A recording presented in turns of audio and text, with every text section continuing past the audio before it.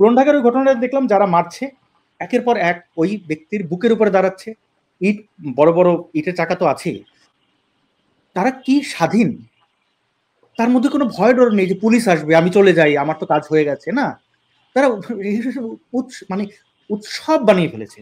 এই উৎসবের দায় অবশ্যই ইউনূস সরকারকে নিতে হবে, এবং যদি কেউ আন্দোলন করেন, যারা করছেন তাদেরকে ওই, আপনি তো সমুদ্রের মাঝখানে গিয়ে একটা বালতি নিয়ে নৌকার এদিক থেকে পানি নিয়ে ওদিকে দিলে আপনার কষ্ট হবে, আমি দেখে সেটা ব্যথিতই হব, রোদের মধ্যে আপনি খুব কষ্ট করছেন, কিন্তু এটা কোনো আউটকাম নেই। আপনি সন্ত্রাসীদের বিরুদ্ধে করছেন, সন্ত্রাসী তো ঘরে ঘরে সন্ত্রাসী এখন।